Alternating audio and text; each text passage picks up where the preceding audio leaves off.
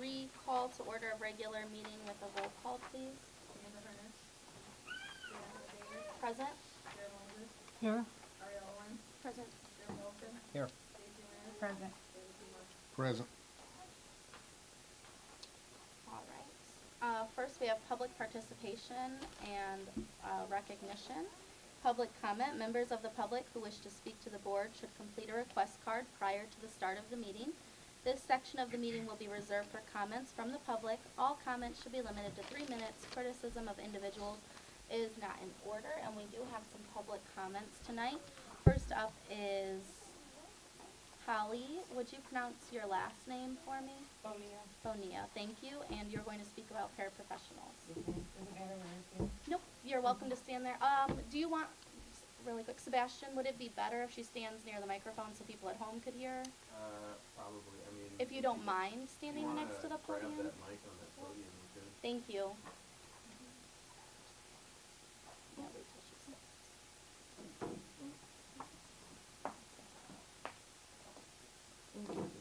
Thank you. Okay, is this gonna work? Oh, sorry. You could take it off too You if should you be able want. to pull it down. If you wanna take it out, you can too. No, that's okay. I think that'll work. Okay, my name is Holly Bonilla. I am a paraprofessional in Nina Barnes' Soul Room at Founders Elementary.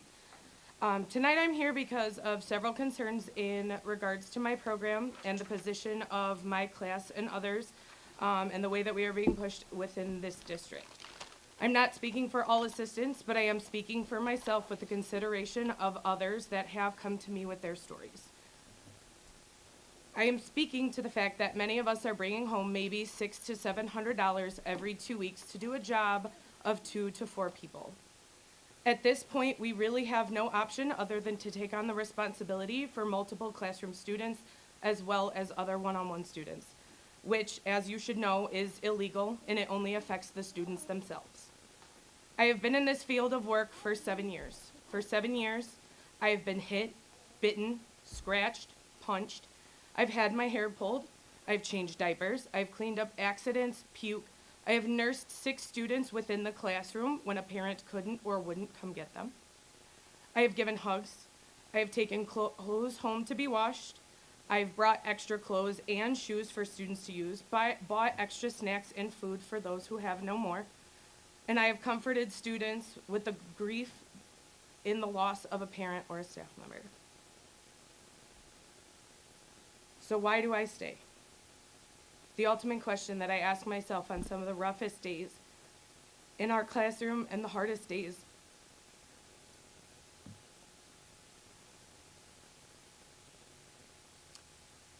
With my depression and anxiety. When it feels like all hope is lost. When it feels like you think that the classroom will never be fully staffed again. Worrying about outside life within the 4 walls from this 8 to 4. Praying that I am doing enough as a coworker, as a parent, as a mother. On the days or weeks that academics are thrown out of the window and we are right back into survival mode. The days that I have to tell myself, get through the day, cry on your lunch break, splash some cold water on your face, make sure you smile, escape for some very deep breathing. Do not give up on these kids. Your team is counting on you. Your family is counting on you. Do not give up on these kids. I stay because my classroom teacher has been nothing less than the most loving and supportive human being since I have started with her first year, circa 2016. I stayed because I have put in the work to take violent, basically nonverbal students, taught them the emotional intelligence they have today, and I watch them continue to implement it day by day. I stay because I work with a child that knew none of their letters and they now recite the alphabet from heart and spell their name independently. I stay because I work with a student in a wheelchair, and when I see the way she smiles, it is because I give her the opportunities to go out in the gym and play with her peers. I stay because those kids are as much a comfort to me as I am to them.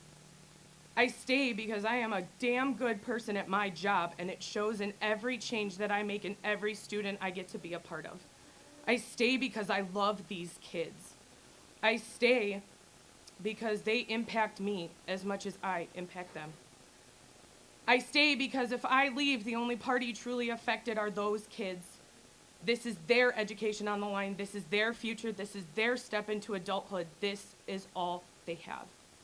We are helping them on this journey. We are the reason that they move forward towards their independence.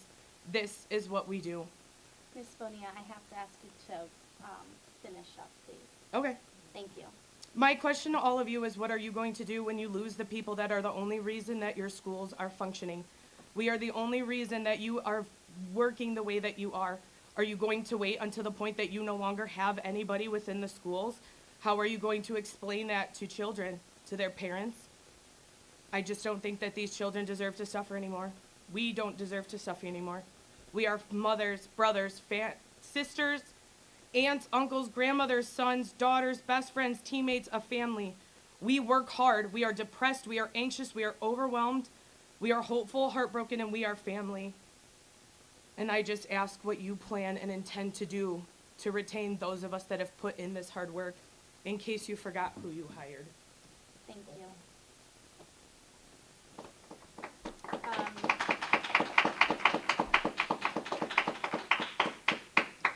Next, we have Brittany Sticka, wanting to also speak about paraprofessionals.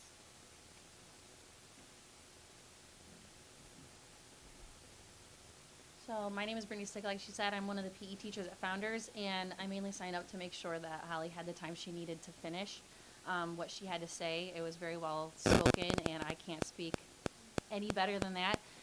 But I just hope that what she said is really heard and taken in. And she represents not only herself as an insanely intelligent and talented assistant at Founders, but she represents this whole group here of talented and intelligent, amazing assistants that we have at Founders. And like she said, on the days that we're stretched thin, and that is often, and it is almost daily, and I think at some buildings more than others, I hope that it's considered that we need a lot more people like them to help them continue to do the job that they do so well to make our jobs possible. Thank you.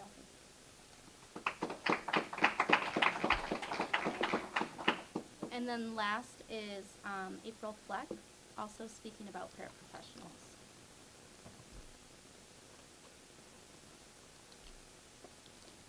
Well, Holly summed it up well. She spoke as she had wished, but I do want to add that I am a reading specialist at Founders, and I notice everything they do. I saw one in the hallway today, and I saw what she was so expertly managing that I don't have the tools to manage whatsoever, and made sure that she knew it. And my only hope is that everyone shows our paraprofessionals that we know what they do, and if they're not shown, we can't afford for them to leave.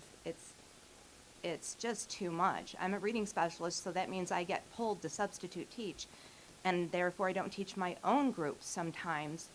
But if I'm pulled, that means others are being pulled as well as paraprofessionals. And I worry about what happens to the education of our students. It's not about me subbing or any of that. It's just they do an incredible job. I witness it every day in the halls as I walk back and forth to go get my students or to return them, which is many, many times a day. And I'm always in awe of their capabilities, their strength, and their patience. They're the best. Thank you.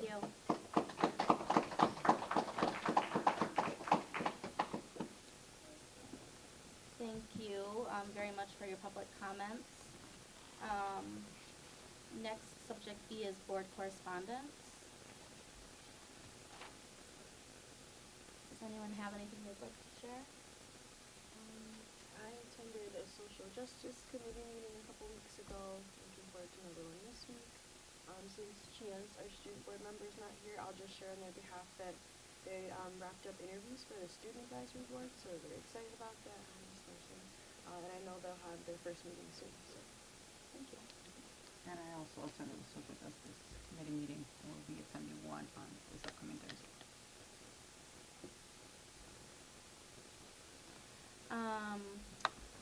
Subject C, student board member correspondence. Thank you for reporting out for that, Ari.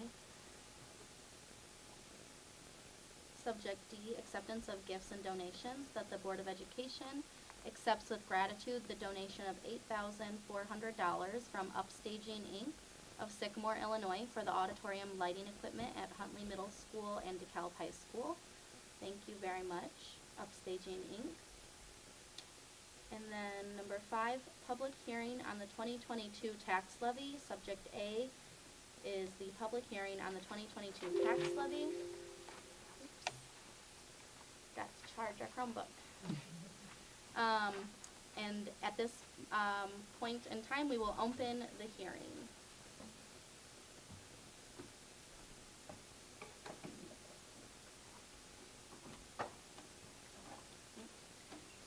Seeing no comments during the hearing, we will close the public hearing. Thank you.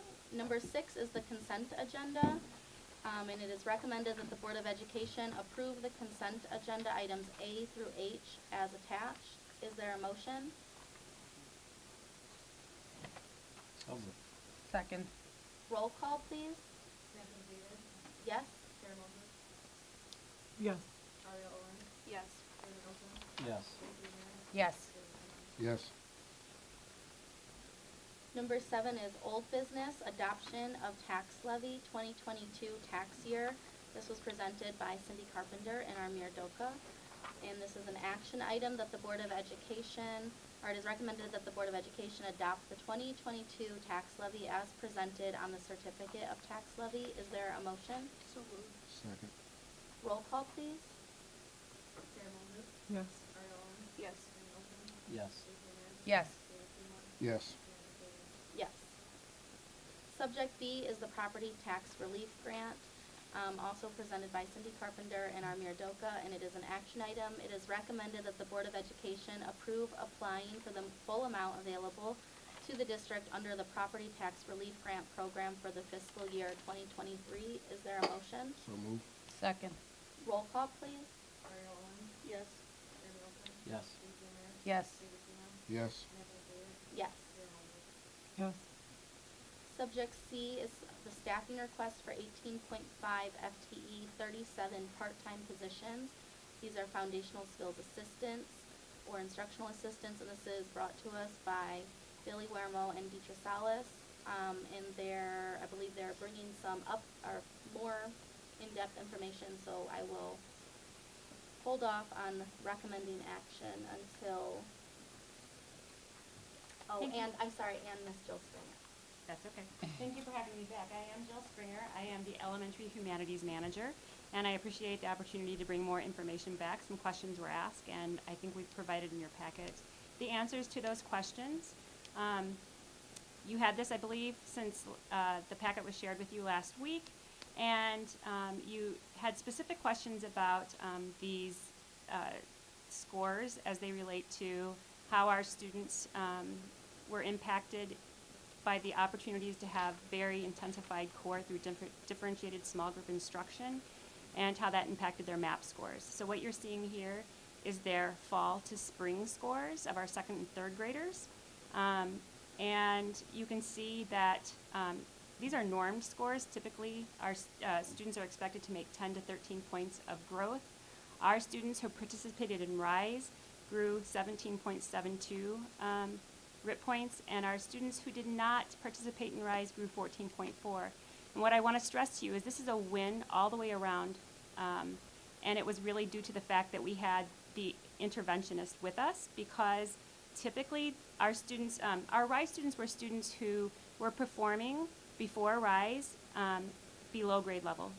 Our students who did not get RISE, who are in the no column, they were students who were at or above grade level before RISE. And so what happened was, because we were able to have our RISE students in differentiated small groups with adults for an hour, these students who weren't in RISE also got differentiation for an hour, which is not typical. They would typically get differentiated instruction for maybe 15 or 20 minutes because one teacher is trying to differentiate for everyone. But because we were able to hire RISE interventionists, is what we were calling them, we were able to do so much more intensified core instruction. So again, want to stress, just like Joe said, I know, Mr. Olson, you had asked about, there's not that much of a difference between 17.72 and 14.44, but I think that's kudos to the fact that we were able to have small group instruction and still differentiate for our students who were at grade level or above. So, just want to make sure I'm reading this correctly. So, are we saying that the kids that did receive the RISE program grew more than the ones that didn't? We are saying that. That's And what that it shows. They also started from a base level that was significantly lower. That's correct. So that delta would have been good to see. So, thank you for the explanation. That makes much more sense now, and it makes it actually a lot more impressive. But yeah, I mean, to know that the kids that started from a lower point ended at a higher point, I think speaks pretty loudly to the success of the program. So well done. Thank you. Thank you. Would you like me to speak about anything else? Do you have questions? More questions? Are there any other questions? Okay, then it is recommended that the Board of Education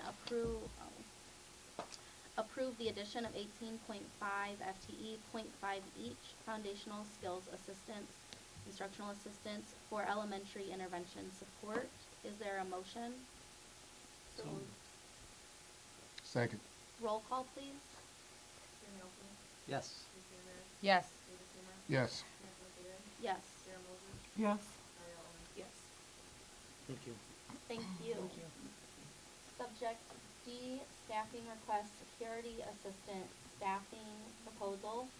And this is information and action presented by Jose Jacques and Tammy Carson and Deetra Salas. And they were also bringing more information, so we will let them do that, and then we will read the recommendation. Good evening. Kyle Gertis has some information that applies to behavior that we wanted to present as well. Perfect. So I'm actually going to pass it off to Kyle right now so he can do that. Thank you. Thank you.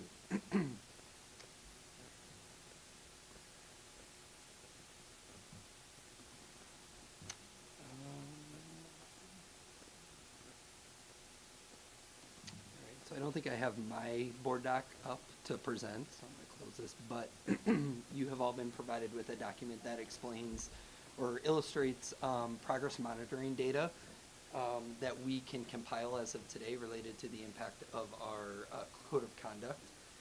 Just for a little bit of a background, our code of conduct is in its infancy stages, I guess. So it was developed over the course of last year and has been fully implemented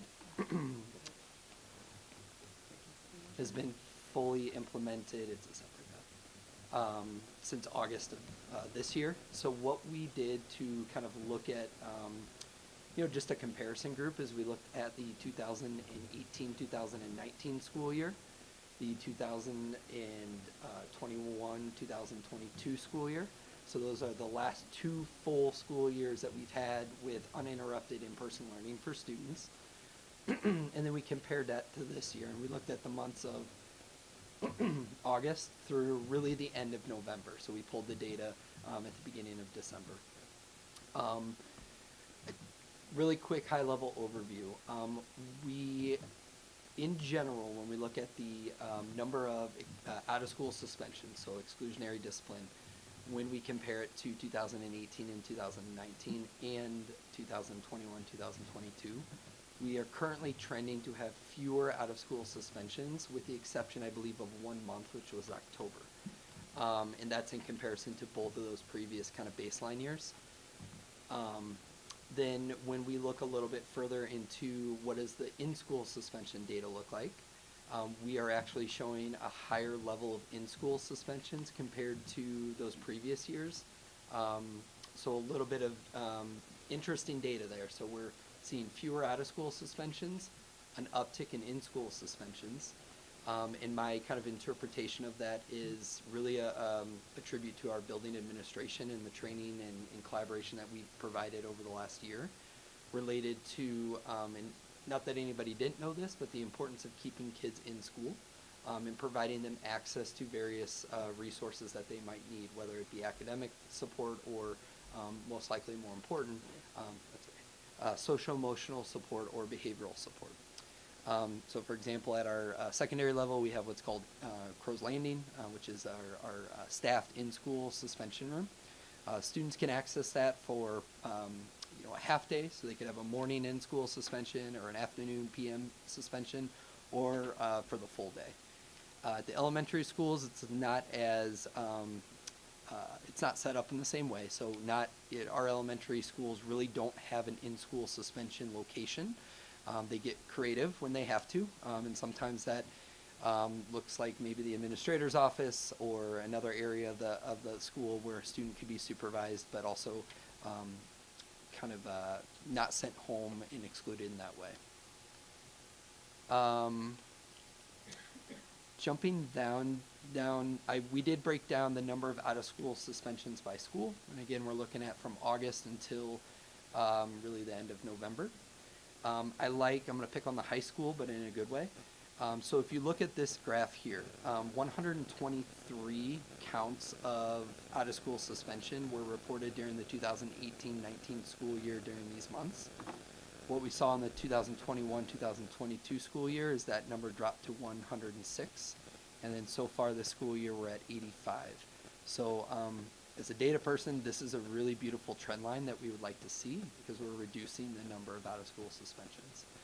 As you can see across, and I won't necessarily go into detail with these other schools, but you can see that some schools follow a similar trend. Other schools, the data is a little bit more variable over the course of those 3 years. And some schools have actually seen an increase in out-of-school suspensions over the course this year compared to previous years. This graph, which you see here, really it includes in-school and out-of-school suspensions. So it just kind of gives you an overall big picture. And so again, what you'll see is, AM in-school suspensions. We saw a really high level of that in 2018-19 that dipped. 2021-22, we're seeing more of an uptick 2022 to 2023 school year so far. In-school suspensions, as I talked about earlier, they're significantly across the district. We're seeing more of those. Here's the trend of out-of-school suspensions, which continues kind of that nice-looking graph from the high school. And then you see the the afternoon in-school suspensions really kind of follow a very similar trend as our in-school suspensions.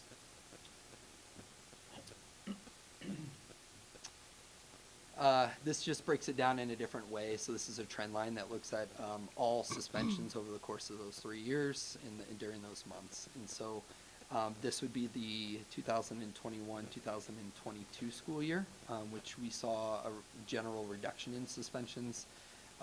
This would be the one with kind of the larger circles there, would be the 2018-19 school year, and we're currently most months kind of falling in the middle, I guess, here for the current school year for all suspension types. We wanted to dig a little bit deeper into suspensions by race.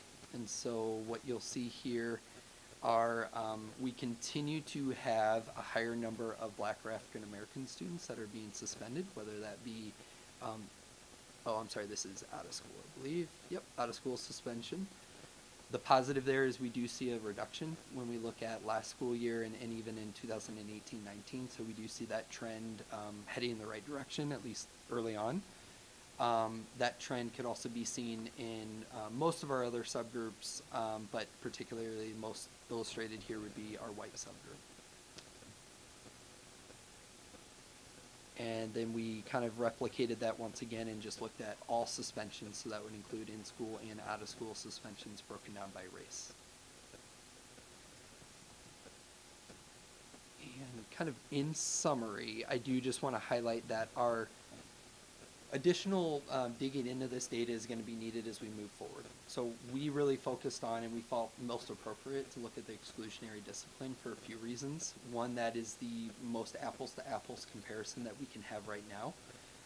It also is something that the Illinois State Board of Education monitors. So we are a district that is in the highest 20% of districts in the state of Illinois when it comes to exclusionary discipline. That's not a new designation for us. We get the opportunity to kind of formalize a plan, and something we've been working on for a number of years, including the implementation of our code of conduct, highlight on restorative practices being something that's used at the administrative level, but even on down to all staff. And these are all things that ultimately will hopefully reduce the number of exclusionary discipline that our students receive over the course of a year. At our January board meeting, we'll be coming back to talk about that plan. We have to submit something to the Illinois State Board of Education by February 1st. So we'll be presenting that plan to you and kind of talking about how we arrived at some of the things that we're going to include in there. The other thing I do want to highlight is just when we look at our code of conduct, there are so many variables that are at play there. So is it really this a code of conduct that is moving the needle? Possibly, but there's many elements embedded within that we think are paying more dividends. So that could be the implementation of restorative practices, and I think we're seeing that come out through the higher level of in-school and lower level of out-of-school suspensions, because we can really do a lot of the restorative work when we have the student in our buildings, but also just our multi-tiered systems of support. So we fully believe that as we build out our Tier 1, Tier 2, and Tier 3 supports for students, particularly on the behavioral or SEL side, we're going to see that our student staff in a really positive way. That work's ongoing. We recently that our across all schools. I don't have that data ready to share with the board today, but moving forward as we evaluate our code of conduct, that will be a piece of what is our implementation and integrity when it comes to multi-tiered systems and supports. And there's. Oh, you're right for question. Can I say one more thing? Yeah. Because I want to tie it back into people who started this presentation. There are many other things that are at play too that can move the needle in terms of exclusionary discipline, access to social emotional support, supervision and staffing, being able to develop relationships and connections with students. And I think the request that ultimately prompted a little bit more dig into the data here is the impact that security assistants can play in preventing and addressing situations either before they happen or as they happen. But the other thing, and this is anecdotal, I have the opportunity to go into a lot of different schools, and I'm usually playing a role. I'm not a security assistant, but kind of naturally are doing that because I'm in the hallways, I'm talking to kids and, intervening when needed. And I can tell you the relationships that you can make with kids by having those informal interactions is something that I really think and we talk about SROs, but our security assistants really are great at, is trying to establish those relationships so when they have to address a situation where a student's escalated, they have that connection, they have that relationship. And so, been in the district for 10 years now, and I can honestly say some of the favorite people in our schools for our kids are our security assistants, because there's not the expectation of learning and teaching. They can really focus on the relationship and being an asset to help them out when needed. So, questions about code of conduct or the data? Oh, yeah, so many. But let's start with the sort of top line. And I talked to a lot of teachers in all of our buildings. And I'm not so sure they would agree with the assessment that things are better. You guys can argue if you want to, but I don't believe I said better. Well, I but just here's want the to say thing, I'm looking at your reduction in data, and this is exclusionary what I want to discipline. point out about the data. And it's not to do anything other than the same thing you're doing, right? Which is supposing at what the situation is based on the numbers. And what I see here is total suspensions are actually up. In fact, significantly up. We went from 296 to 356, so we're actually up, what is that, 60 over last year? Total suspensions, in and out. So to me, I could easily say, well, looking at this data, all you did was shift your out of schools to in schools. Now you have kids that probably should be out of school that are in school and going back to the classroom and being disruptive just 10 minutes after they were kicked out of the classroom, right? I'm saying these things can be said, right? Sure. Yeah. So this data doesn't necessarily support that our new code of conduct has improved anything from my perspective. The only way I would know that is if the total instances were down or suspensions in total were down. But I don't see either one of those things. So I guess what I'm trying to get at, and I'm not really trying to give you a rough ride here, I'm not at all, Kyle. This is just me being factual. right? We have to get better, and we have to know what is getting us better. This doesn't tell me what's getting us better, and in fact, it's almost trying to say we're getting better, and I don't think we are. And so, if we believe that more security assistance is the answer, so be it. Even though I'm not necessarily convinced, I think it's something to look at. It's something to try. It's something to do, and I totally agree with that. But what I would like to see in this data more so is what is the total incidence? And what was the fashion of each incidence?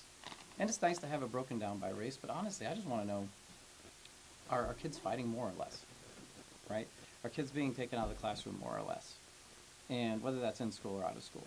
And to me, it seems like more kids are coming out of the classroom right now.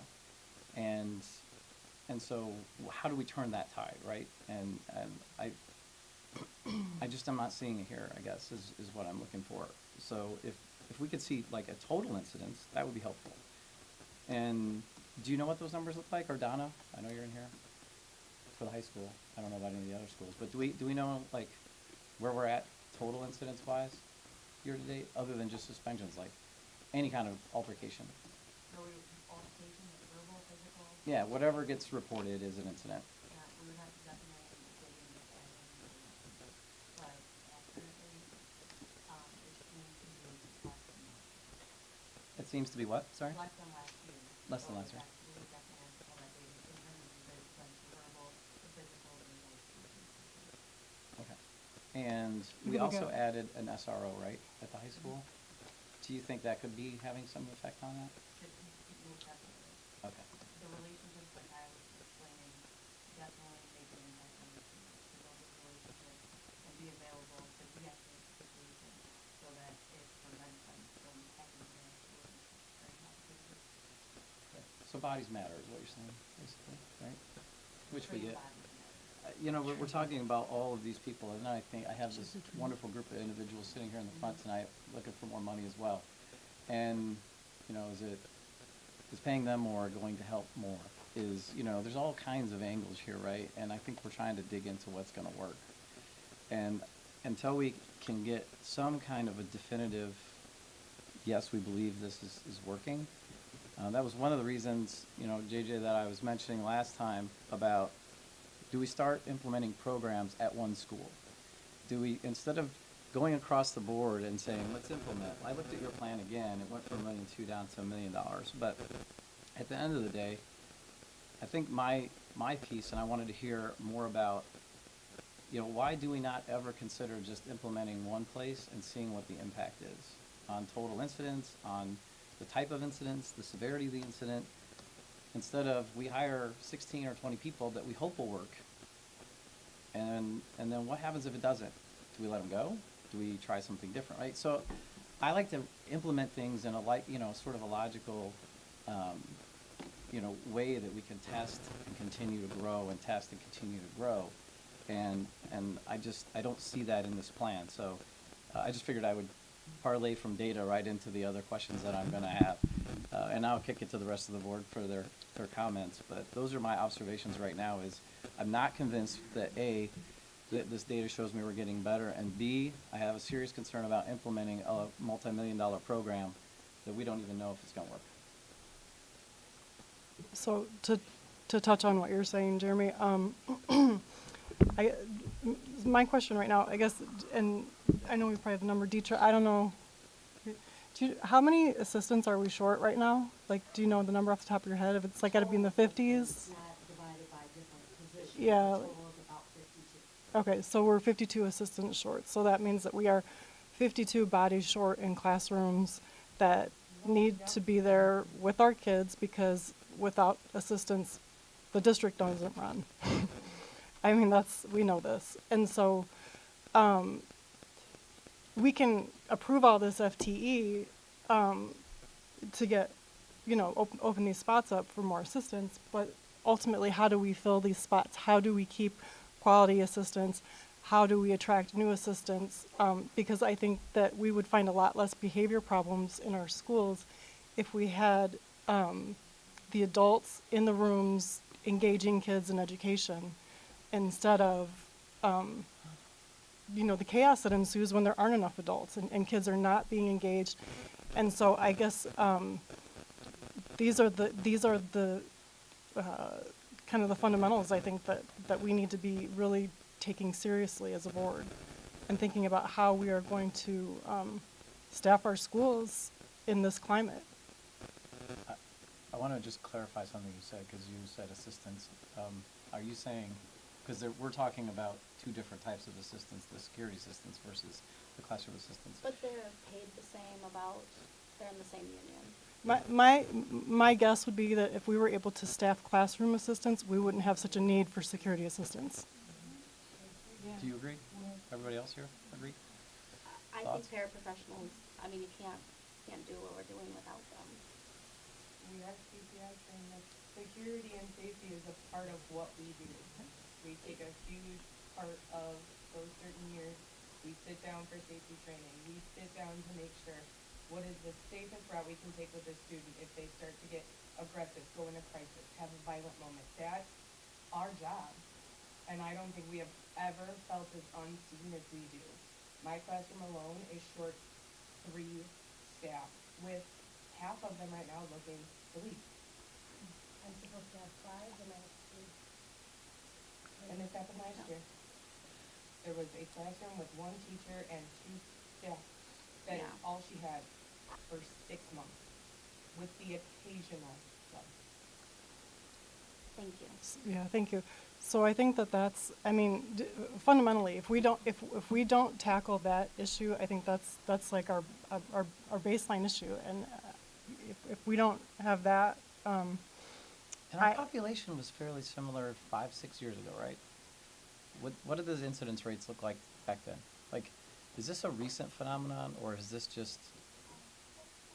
I guess I don't remember my first year on the school board 4 years ago, us talking about this as much as we do today. It feels as though it's like accelerating and getting worse. well, the American Academy of Pediatrics has declared a national emergency in mental health for children. So after the pandemic, kids are in crisis. And so that's really something that's more significant, and we see the impact of it, you know, a very large percentage of children have lost a primary caregiver or a grandparent. So there's that compounded with, you know, the financial impact that kids are dealing with, that their families have Social had to media, deal with, all the sorts of chronic stuff. illness that has come from it, just the lack of having structure and being in a school environment for so long. So our kids are really, you know, they have high needs, and if we can't have assistance in the classroom when we need them, it's, Right. you know, But then did we have it's assistants chaos. back then, and we just don't now? We've Well, always we've struggled always- to Have fill we always them, been but short? it's Like, more I don't difficult remember. now. I mean, and it's, So you it's know, just gotten it's, worse. Okay. if you, it's 14 something and out, you know, so it's if, you know. Well, I guess I sit here and I'm listening to all this, and, you know, it's like, okay, we can throw a bunch of money at security people, or maybe we should throw more money at getting people in the classroom. I'm kind of like more in the boat of educating kids and teaching them how to behave, as opposed to just, you know, administering punishment. And I don't know the fastest way to get there. And Minerva, I guess I'd like to hear your opinion. Obviously, you've seen all of these different sort of scenarios. What do you think is the quicker way to recovery? Is it increasing the pay for assistants and trying to fill those positions, or is it just adding more bodies to police children? So, I didn't mean to say that the way it came out. I That sounded terrible. understand, But I yeah. think, where you're going with this. Okay. I agree that we need to have the individuals in the classrooms that we need for our children where they are. That is including the paraprofessionals that are in front of us. However, the fact that we don't have them tells you that we are competing with other jobs that may pay more, that give them access to other things. So in order for us to even get folks to even consider us, we need to change that about this district. That's one. Two is that even though we may have more individuals, paraprofessionals in the classroom, teachers, social workers, counselors, we're lacking in a lot of places. And of course, not just here, but across the country. we need to find those people to come here and then what are we doing here to provide something separate that makes them want to stay here? So how do we brand that? How do we support them? How do we resource that? So those two things. You know, I feel like there is kind of a misunderstanding about what a security assistant actually does, right? So this isn't about just consequences. This is about keeping kids safe, keeping them in their executive function as they move throughout the day. So our paraprofessionals, our teachers do that in the classroom, and if they have a one-on-one with a student, then they help them to support that. But and that's a very difficult thing because it's very specialized because of the type of need a student may have, right? But then when it comes to the general population, which is much larger, the movement of those students, the support of those students, the connection between students to be able to feel safe and secure and be able to function in a way that is organized. So we need a lot more of these folks. But we also need a number of those folks to help us to keep things moving, to keep things secure when they're not in that classroom. And right now we don't have that, right? So if you're going to tell me how I'm going to prioritize that, I want to find the staff closest to the kids. Not to say that it's not important, but to say that it's going to be more meaningful, more direct impact immediately and over time. I would say that. So the question then is that what do we do as a district and as a board to change that outcome for our paraprofessionals so that they want to come, so they want to stay, and that they feel that they're being appreciated? I think I've seen a couple emails that have gone back and forth, in which I think Kyle has reached out to some people to try and talk to them. So I guess, is there a way to bring that all, I mean, I don't want to say from an open meeting, like, let's open negotiations. I hear that, yeah. But like. Because there is a union, Yes, right? So, yeah, so I guess I don't know how to approach that in this situation. So before I turn it over to Kyle, we are, based on an email that we did receive, and even prior to actually receiving that email, Kyle and I and his team had already started to talk about what that could look like and shifting responsibilities and kind of tiering the different kinds of supports to be able to support and develop individuals at different levels, right? So that would also help in career development for our paraprofessionals, number one. And I think that we need to be able to have that opportunity to have that conversation and then bring in folks that can push back. Like, what are we not thinking about? What do we also need to consider and move forward there? We're just in the conversation phases about that, but it is on top of the radar for us. I do want to acknowledge that Sarah Moses and myself, and I think some of our board has been cognizant that paraprofessionals are extremely important for a long time, and that it's very difficult to figure out what the appropriate way to compensate and support them are in a way that also makes sense financially for the district. And so I guess I know it's been brought up by more than one board member, but by board members recently, that we would like to look at this. So we're on that road. I think our meeting is tomorrow, actually. So and it sounds like, if you're saying if that would be more impactful potentially, that you would be interested in hearing.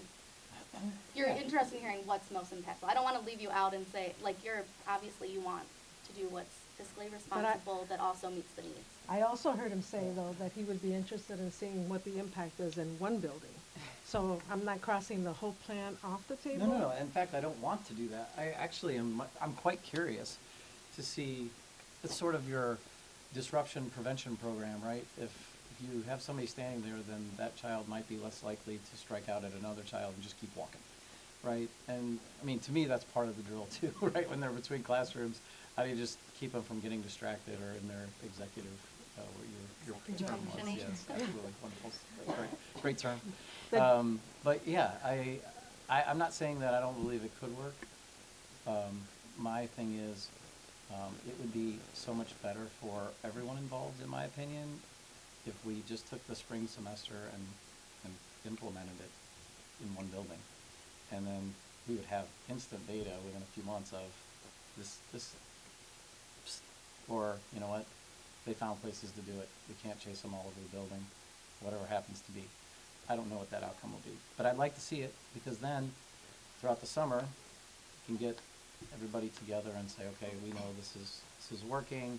We haven't been able to figure out how to get people to be assistants any better. Then maybe we have to do this in the short term and we hire people for all the buildings. But I just think, since we're mid-year already anyway, why not take that opportunity to implement it in a building and actually look at the data? You know, we can look at baseline jumping off point data, see where we're at today. We already have it to some degree for all of our buildings. So that would just be my thought. I don't know what you guys think. Obviously, it's just one opinion, but at least it's a data point where we can truly say, okay, we know this works, or hey, you know what, it didn't. So you're suggesting that we would fully staff a building, ideally? Or what was your Yeah. sample? Okay. So I think, Clinton Rosette, is that the one that had the highest per capita incidence rate? Do you remember? The highest? Per exclusion. Or whatever it was. That's not the right term, but per size. It doesn't really break it down by Oh, okay. necessarily size of the building. I so. do have a question. I would leave that up to you guys, honestly. Pick whichever one you think, based on behavior, is Clinton the Rosette. most distracting to education or the most harmful to it. Which building's having the hardest struggle, and then attack that one. And you're just talking in terms of security? Yeah, just go I think according we to your have two plan. I can tell you what's separate- gonna happen already without, I mean, if we don't, I guess, This is the security piece only. right. I mean, to me, We're not the- taking that off the That's another paraprofessionals off the whole table. can of No, worms we gotta deal right, with, but I'm just saying that I think we would have, I mean, I'm saying this again, I think we would have much less need for security assistants if we were able to fully staff our classroom assistants, clearly, because that brings order to the classroom, because children's needs are getting met, and they're engaged, and they're learning, and they're learning what the culture of their classroom is, which extends into their school, which extends to their playground, which extends to their lunchroom, and, you know, this is how we do, and things are under control, and So therefore the there's less, however, the paraprofessionals we're talking about are individuals that are in special programs. Right, So we're not I talking understand about general program No, paraprofessionals. I understand, but Okay. if you don't have, if you don't have, No, this is everybody. This is not just I- school. I- I'm just part of school. Yeah, I Right. do appreciate your comments a lot, but we don't allow comments back and forth like That was my fault. I started that. You- Sorry. But I do really appreciate what you've brought tonight. Yes. you did really good, because you got us to communicate back and forth with you, like, that's a But big deal. I think It though doesn't happen. to your point, Sarah, we can't just say we're gonna take what this proposal is and allocate it differently, because we really have to look at it. It's Two a different process, right, with the whole union. I and- understand, Oh, no, okay. I mean, I understand. I don't think that. any of My- us just- disagree with anything you just said. No, I'm just Yeah. saying, the Yeah. big picture, what I'm saying is if we Right. find a way to get the children supported in classrooms appropriately with the adults that are there to service them, to teach them, to assist them, to do all of the things that, you know, they need, and that's our focus, then I think a lot of our problems are solved. Right. I guess going back to your initial presentation, Mr. Jackas, was about supervision in areas that are difficult to, you can't see, there's no lines of sight in Yes, some ma'am. areas. One of the other things in listening to the conversation that we need to consider is there are 5-minute passing periods, roughly 7 to 8 passing periods per day. That's a 40-minute class period in which the students are they're in a unstructured area, moving from place to place, trying to balance going to the bathroom, visiting with their friends, picking up their next equipment for the next class, and getting to the next class. And the only people that are there that can manage it, for the most part, are the security assistants. The teachers and the teachers and the classroom assistants are doing a great job in the classroom, and they do what they can in the hall. But that same 5 minutes, they're preparing for the next class. So the group that it's their sole job is to manage these kids during that 5-minute period, essentially a classroom or class period a day, are the security assistants and lunches. For the middle schools, it's lunches. For the high Lunch, schools, it's recess, because there's and passing transition. periods during the lunches, security assistants are still out in the halls. So I actually have a question in relation to that because I agree with you that there are two separate, things that we're looking at. So how can the hiring of these additional positions or security positions help with our in-house truancy and tardiness efforts, if at all? So there's two instructional coaches that do a great job at the high school in helping my security assistants get the kids to class by teaching them ways to get them there. Essentially, you find the ones that aren't going to the right place, and you make it a point to let them know that they're not going to the right place. And you keep working with them to try to get them to go to the class or not. And then I've seen them work on a student well into 5-10 minutes into the class period, and the student finally makes it into class.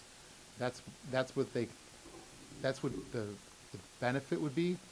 And after a while, with these relationships that they're creating, sometimes sheer positive. Other times they start negative and they turn into positives. Right.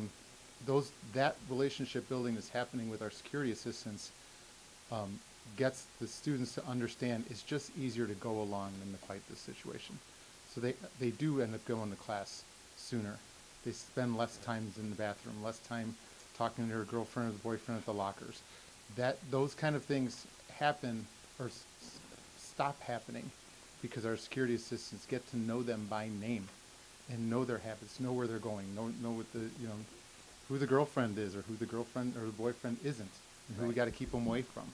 Things like that. And right now, with the lower number of security assistants that we have, that is a very limited time period that they could spend with them. And if I may, on note of trying one school, the numbers I gave last time and the numbers I've come here is to be operationally efficient. It has to do with the numbers that Kyle produced and even the that aren't included in what Kyle gave us. But really looking at it, going all the way back to when I was a school resource officer, I still considered, why do we have such few security assistants at our middle schools? It's a different problem between the middle schools and the high schools, or high school, excuse me. So if we're going to try it in a school, we're going to be attacking a different problem at each school. So we're not really going apples to apples to figure out whether it's going to be efficient. Adding, some to a middle school because that's the cheaper option. I'm not saying we're doing that, but that could be a cheaper option. May solve that problem at the middle school, but it might not solve the problem at the high school or the other middle school. Well, I think that's why we were going to leave it to you, honestly. If you want to start at the high school, start at the high school. I would like to see it work somewhere, regardless of what it's helping. But I do think that it's helping something similar. I don't think you can say it's something completely different, right? Because the only thing that's changed is there's a person standing where there wasn't, right? There's a person interacting with a student where there wasn't. So, I mean, to me, I'd like to see, for one time, some proof that something that we're going to throw more money at is actually working. It's just my 2 cents on it. Well, if the board is asking me which school I'd like to start at, it's the high school. I feel, in talking to the security assistants, they all would greatly appreciate more help. Seeing their operation, the high school is in more dire need for many different reasons, especially the absenteeism chart that I gave you. There's just a higher rate of absenteeism at the high school. And I have another question actually also. I know that Ms. Larson just threw out the training of staff, which actually was my next question. If these positions were to be approved, how can we make sure that we are actively collaborating with building administrators to ensure the effectiveness of people in these positions and how we are using them in regards to training, expectations of the securities, and even the hiring process of them? I interact with the assistant principals at the middle school and the assistant principal of operations, Sarah Jennings, at the high school, at minimum in middle schools 2 or 3 times a week, and almost daily with Ms. Jennings. So do they actively like participate in like hey, this is kind of what we need. These are the ins and the outs of what we see every day. This is kind of like where we see people or the body's missing, or where we think they will be most effective because this is where we find students hiding in between classes. Is like, are those conversations and collaboration like is it actively Yes. happening? Okay. They are absolutely happening. They talk to, the deans about what was going on, where it was, how they can improve, where they're at. And Ms. Jennings has changed their schedules to put them in the right places at the right time when they don't have the right coverage because of the absenteeism. I stress that we have different problems at each school, so it would be a benefit. Something was just passed to me about a change in the numbers that we gave you to still help out the middle schools that we need it. But I really think the place where, if we want to affect the biggest amount of change to see where this can go, it's the high school. I'd like to ask a question if I can. And it's the same question I ask when we get FTE requests. What does the current pool of candidates look like for the FTE requests that you're making? Each position that we've opened up, we've had 2 or 3 qualified applicants that we've had to choose from. We'll get probably 20 applications a week through Indeed. Whether they follow up with an actual district application or not doesn't always happen, so I don't really know what's going on with the Indeed thing, what game that is being played. But then with the applications that actually come through the district, we call that down to the best 2 or 3 people and select the one. Sometimes it takes, a few weeks to find that right person, but we've had 2 different vacancies show up at the high school within this school year, and we've filled them within 4 weeks. So for the proposed 9, what's the likelihood that we would be able to staff? He has 9 now. It's 5 more. It's 5 more? Okay. So he's going from 9 to 14, is that right? At the high school, yes. 2,000 students, 400,000 square feet. What are our numbers at the high school?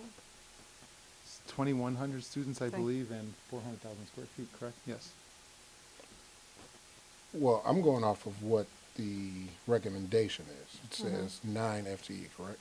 Am I reading the correctly? Oh, it's Total. currently. That's the current FTE, and then there's a proposed 14 for a difference of 5. Do you want to put that on the screen so we can Right. look at it? Yeah, so I It think, says add 9. well, I think the, Or it's the, 5 and then 2 and 2 in the middle school. It's 5 Here. at the high school. if we're just yeah, dealing we with the wanna high add school 9. alone. Sorry, Yeah, I'm talking all about the of big all picture. schools. Yeah. Oh, yeah. Okay, yeah. So it's an additional 9, Oh. yes. I'd hope that we'd be able to fill those all by spring break. Okay.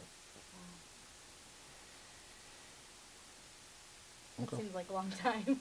I don't know. So that's at the salary rate of 1450 to 1462, depending on How much college?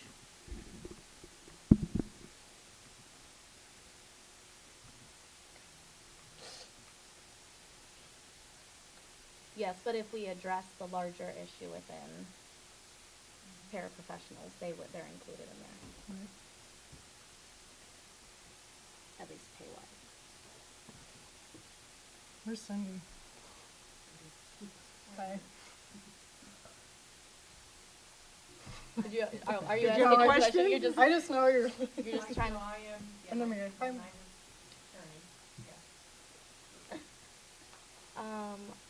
I'm not sure, where are people at? I'm not sure where to go with this. Jeremy's put a proposal, kind of a counter proposal on the table that we start in one school. What are people's thoughts about that? I support that.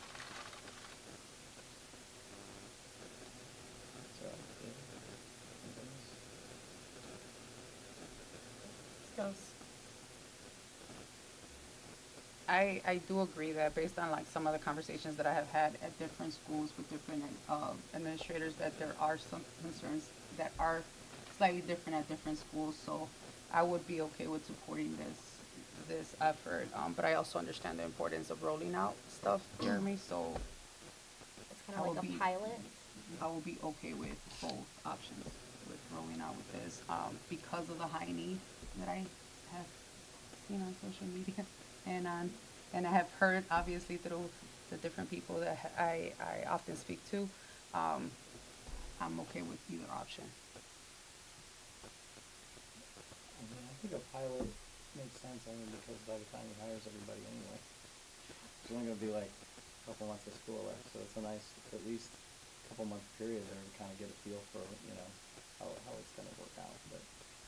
And one of the other things that you mentioned also last time was also the fact that there are some challenges even with being fully staffed, right? Even at times, even though we have, 9 positions, not everybody is always actively present, so that creates that challenge as well, and that's why you were seeking for those 5 positions, if I remember correctly, Yes, correct? ma'am.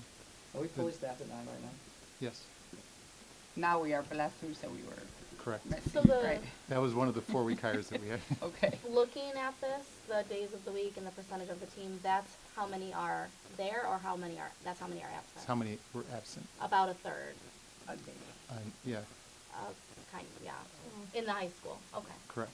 Are the candidates that you interview, are they given an option as to which level of school they can interview for, or their preference? The It's application posted. comes out as for what school has the opening.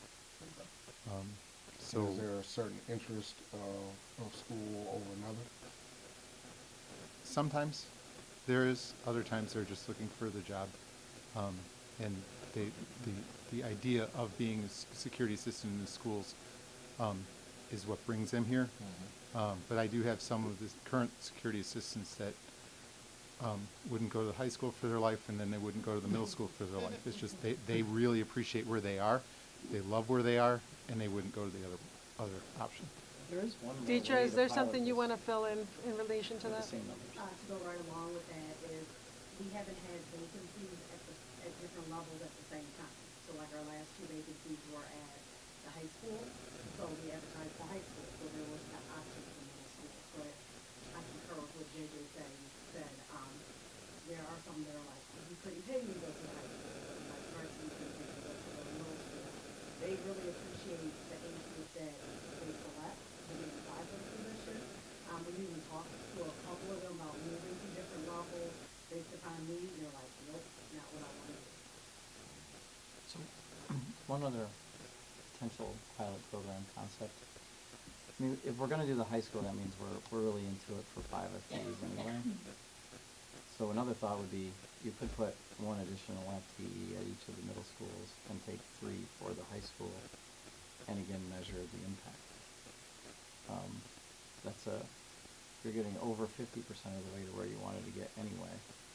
And it would still allow you to see what the impact of that was, and then you'd be touching all the schools, which might be more fair. I think, I'm not sure how everybody else would feel about it, but I think that's also. Yeah, that's the part I wasn't sure about, was the, I mean, fairness, but Equitable, pilot. and also, I mean, I guess,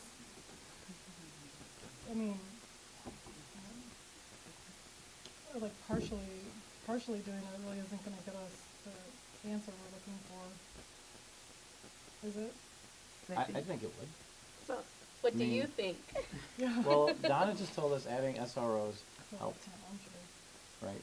But that's an SRO, Yeah, it's a lot different, I which is think. different. I'm saying is, let's add like some other bodies and see, are we limiting it? We should see it right away. I mean, if you're going from Clinton Rosette being 2 people to 3 people, you just increased it by a third. I mean, that's significant, right? It's a 50% increase in headcount. Is that not for now? He's just like how you're throwing all these options at me. We're just No, talking. I'm tracking As a what's former. being tossed around, and I think, Yes, ma'am. I Well, which think, one of those plans would you like better? Just out of curiosity. I want the one that we did last. Of course we know that. No, But if you had to pick one of those. 3, 1, and 1 is something that I could support. I could, work with the teams, and then it would definitely bring back some data that would show whether it's effective or not. I am 100% certain that it will be effective. Okay. I like your but- confidence. That's what you paid me for. But I think the 3, 1, and 1 is something that we could work with, if that's what we're willing, if that's what the board is willing to give us. So just for clarification, you're asking 3 at the high school, 1 at each of the middle schools is what your counter offer is. Is that what you're saying? That's what That's Jamie- kinda my what do you- counter Jamie- offer. Do you think it would be Yeah, more I'm beneficial saying the to counter have, offer. to do 5 at the high school, or to do 3 and 1 and 1, or do you, I mean, I know that it's not ideal, but what do You you think just would? picked that one. We just asked him that. Did we? Yep, I Oh, just got asked an sorry. answer. That was his So choice. just for clarification, so I'm sorry. Maybe Yeah, make I- sure that's your choice. What did you, Tell- that's So, what you want, you prefer 3 and 1 and 1? Well, My what, fault. What would be the most effective, in all fairness, with providing actual data that is not just something something that's tangible, something that's measurable, rather than something that we're just putting a Band-Aid on? Something that can be effective and can show us the data that Jeremy, All of us want. all of us want, Yeah. that Jeremy was referencing, right? What do you feel like, obviously you're the expert in this, right? And we're trusting your expertise on this. So what can be the most effective? If we approved 5 right now and they will go directly to the high school, do you think that would be more beneficial in providing us actual data that is measurable and that can actually provide us with reference to metrics that we can look at, ultimately providing us more access to what we can actually do at the middle schools, or again referencing the idea that different issues, different measures are going to be needed? I think what you said last is probably the most effective way to measure adding security assistance to the team. Would be, you'd get the best picture At each of building? what to have the 3, 1, and 1. Okay. If as I stated when I said the high schools, if you're forcing me to pick just one school, it'd be the high school. If the option of having 3, 1, and 1 is out there, it's not an option I necessarily would pick myself. But if that's one of the options we have available to us, I think that would give us the best picture of what adding members to the security team across the district, and I digress way too many times. The 3, 1, and 1 would give us the best picture of how that effectiveness, and hopefully Kyle will be able to come back at the end of the year when we revisit this whole situation, hopefully, with better numbers. So that's gonna be my question to the board is, if we're talking about doing this now and potentially hiring, taking a little bit, we might not know until the end of the year that if it's effective or not, which is generally after we usually do our new FTE allocation. So as a board, and I also understand that our board potentially is changing, but as a board right now, can we say that we're comfortable with doing this and then them coming back in June where we've already pretty much done? I mean, maybe Cindy and Amir will have to kind of think about these like shadow FTEs in the background. But do you understand what I'm saying? Of course. Because sometimes they come to us in the spring and then they realize there's another need and they come back and we're kind of like, why didn't you bring this to us at the same time? And so in trying to prevent kind of that. I don't think I've had a year without an unexpected FTE request, but, Okay. so we do our best We're- there, I guess, but. Okay. No, and the other thing is that I think is a benefit of doing it this way is it allows you flexibility too, right? Because you're gonna be able to see what it is that's happening, and you may decide, you know what, instead of adding 2 more of these, I wanna do this, or, you know what I mean, like, it's gonna give you, I think, more insights, just because you'll be able to see, like, what is the only difference we made? We made 1 change, and that was we put 3 more bodies in this building, or we put 1 more body in this building, and what was the outcome? And you might decide, you know what, let's refocus it on classroom assistance, because this isn't playing out the way we thought. Or you might think, man, that was really effective, but if we put cameras in, we could do this differently. Or, I think it just gives you some time to kind of play with more people and see, making a more informed decision at the end of the year as far as what you think the end goal should be. So do we have consensus to move forward with the kind of new proposal that Jeremy has put on the table and that JJ has said will hope that he is confident can still have an impact of the 5 total, 3 at the high school, 1 at each middle school? Yes. Jackie, do you know, do we need a motion we can just read that as a motion, or do we need to amend, motion to amend this and then read it? Then it's, okay. Let's just do it the other way just in case. Okay, so I'm gonna motion that we amend the recommended action, that the Board of Education approve the proposal to add 5 FTE security assistants across DHS, HMS, and CRMS. Is there a motion? So moved. Second. Roll call, please. Yes. Yes. Yes. Yes. Yes. Yes. And now I'm going to recommend that the Board of Education approve the new proposal, the amended proposal to add 5 FTE security assistants across DHS, HMS, and CRMS. Is there a motion? So moved. Second. Roll call, please. Yes. Yes. Yes. Yes. Yes. Yes. Thank Thank you. you. Thank you very much for spending some time discussing that with us.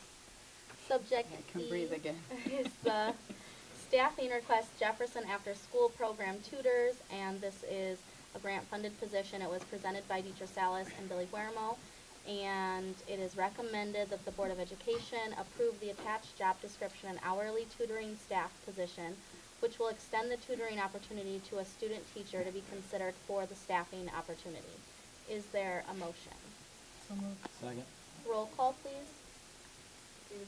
Yes. Yes. Yes. Yes.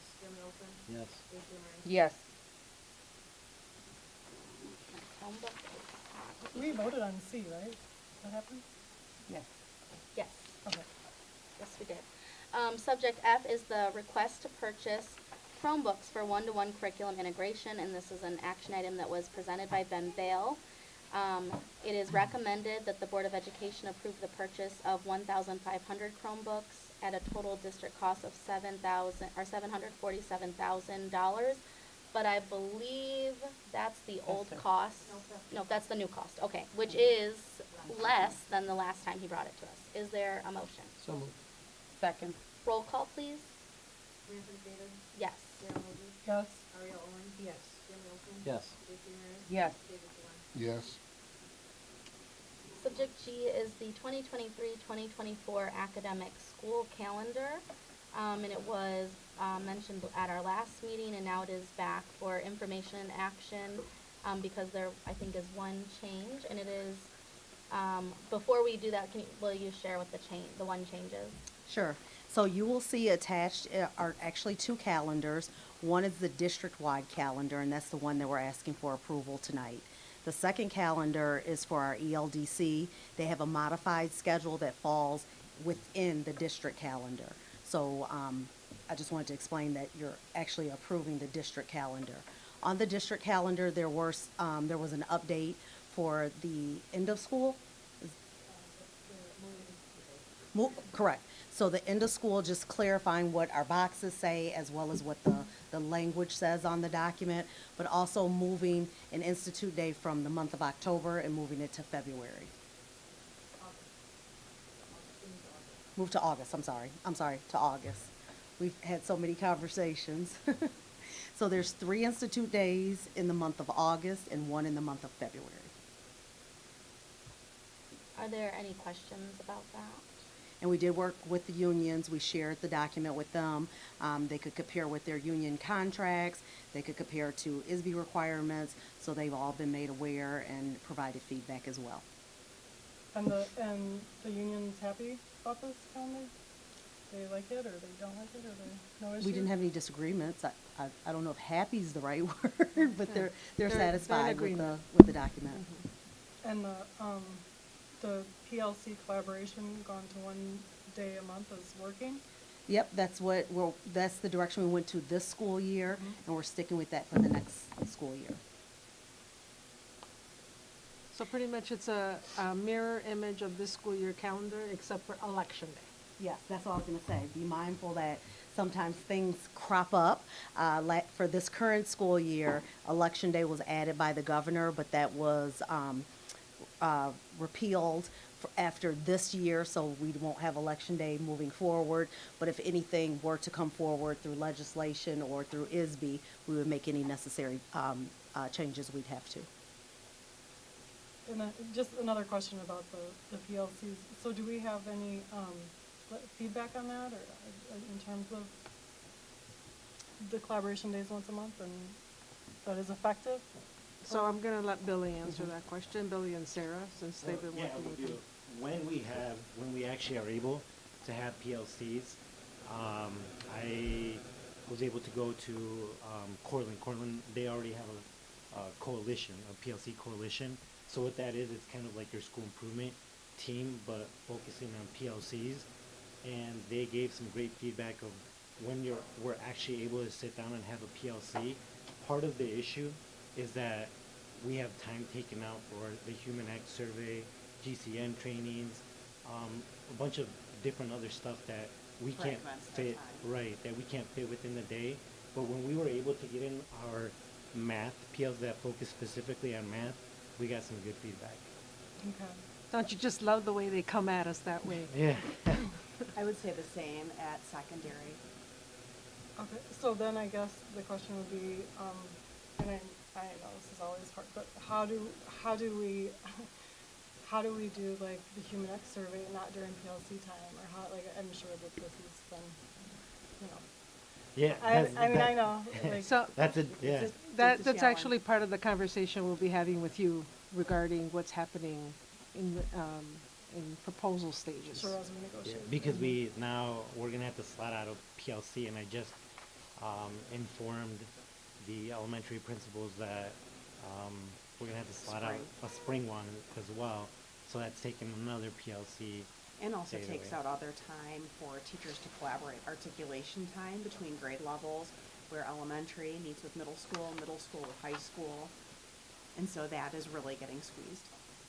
So when I they're, think- oh, go ahead. Well, I think it's, I don't know how we could do that, but I think it's really important for the board to know, what the issues are. I guess that will probably come through in negotiations potentially, but what are the issues that, Yeah, sure. And Without divulging too much. yeah, Sure, sure. like, That's not part of the calendar. Are we getting into? yeah, no, it is, completely because the different PLC time is, topic? Are we going to consider So- changing the calendar to accommodate it right now? So you, well, I so think the this is an thing, important conversation, because I might vote no if The- PLCs aren't working like that. the contract One- says that there's a minimum of 7, correct? So we have more than 7, so that's one thing, so we're okay in relation to that. I think that what we're having difficulty with is the fact that we had a number of additional professional development and training and surveying that we did, and we took the time away from them. It's not taking the minimum, so we're still gonna be able to meet that. It just means that we would just like to be considerate of it. So thinking in the future, conversations around how we can mitigate that is something that we'll be proposing. How's that? Well said. Okay. So when they are able to get together for or when PLCs are happening, the longer time feels more effective than, I think, because that was why we went to Yeah. this model, right? So- Because yeah. it was like It cut was down to mixed 40 reviews at minutes secondary. Oh, by right, the time right. you got there, and then. So then the fact that the previous collaboration and PLC time now are, the one is a learning day and the other one is an actual working day, right? And so they work in collaboration and that makes sense.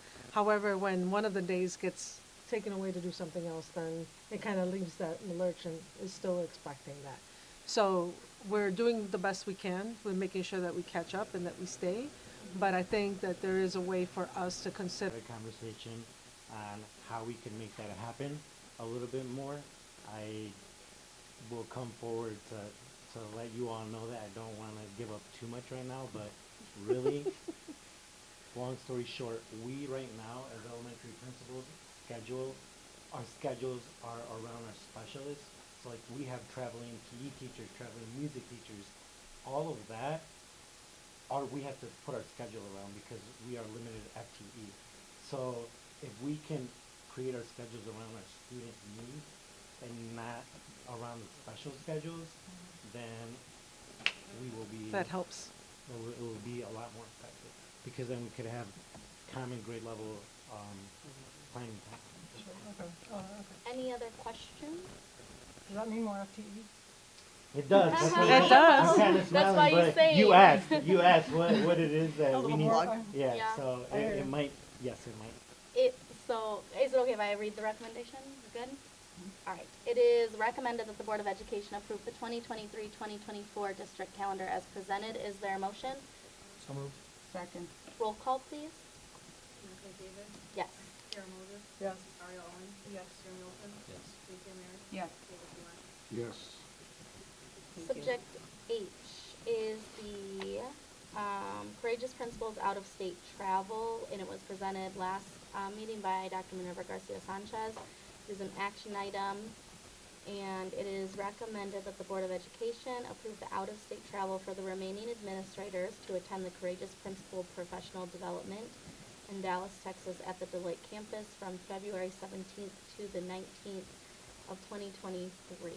Is there a motion? So moved. Second. Roll call, please. Karen Moses? No. Ariel Owens? Yes. Jeremy Olson? Yes. Stacy Ramirez? Yes. David Kumar? Yes. Samantha Davis? Yes. And then, I have never had to do this, and I greatly apologize. I'm a little embarrassed, but I have to use the restroom. Can you please go into the new business agenda? I'm so sorry. It happens. And my computer died. Okay. Thank you. All right. All right. Let me see. I apologize, my computer died as well, so.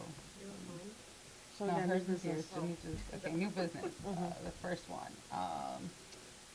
Information, it is, is that on it, the eighth? That's what it is? The choral director's one? Yes, okay. That's Ms. Donna Larson. So the 2023 National American Choral so- Directors. Yes, the 2023 National American Choral Directors Association Conference, Ms. Donna Larson. Good evening, everyone. So another celebratory opportunity for our students, and it's not only just DHS students. We have the opportunity that we had 8 DHS students and 2 Clinton Rosette students were invited to attend this conference in Cincinnati, Ohio, at the end of February. So what this is it's an opportunity for our students. There was a search over 4,200 students from 7 different divisions submitted an audition tape, and 10 of our students from our district had the opportunity for an invitation to this conference. They'll be there for 4 days of to work with master conductors, and then they also will participate in a concert at the end of the conference. So it's a great opportunity. So what we are asking is for the approval for our students to attend. Thank you. Do we Any have questions? consensus to bring it back? Yep. Yes. Questions? Question? All right, thank you. Okay. Thank you. Thank you. All right, next is DeKalb High School, new course, AP Physics, Ms. Sarah Montgomery. Let's just see if I can find where we usually should go to the first task, right?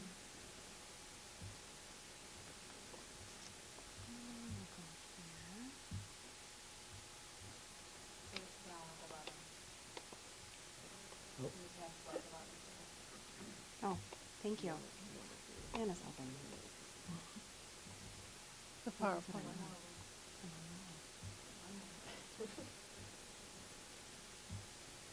Got it, found it. Thank you for your patience. Thank you for your time for this informational presentation. We're excited to bring forward a course that sounds new, but it's not really new. We're transforming it from an honors level to an AP. And Miss Anna Weatherholt is here to present with me, and taking that honors level, bringing it into AP to potentially afford our students the opportunity to earn college credit. So I will hand it over to Ms. Weatherholt. So a little bit of background with this. I administered, along with some other high school science teachers, a survey.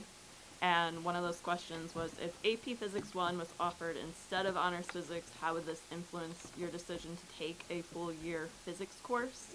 This was administered to students enrolled in honors intro to chemistry and physics, honors biology and chemistry, and honors chemistry, because those students are the ones that would typically take honors physics.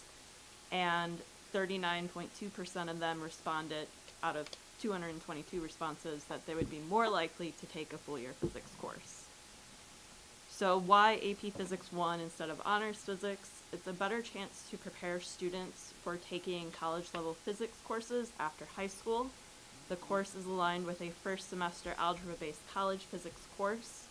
Currently, some of our students have the opportunity to enroll in the EMSA program at Kish, but the physics that they offer there is calculus-based, and so not many of our students do the program. So by offering a college algebra-based physics, this would allow more of our students to have that opportunity in high school. So they have the potential to earn college credit through doing the AP test, but they are also able to earn college credit by learning enough that they would be able to take a proficiency exam even if they opt to not take the AP test. Honors Physics and AP Physics 1 do overlap, so it would make sense to transition from Honors Physics to AP Physics 1.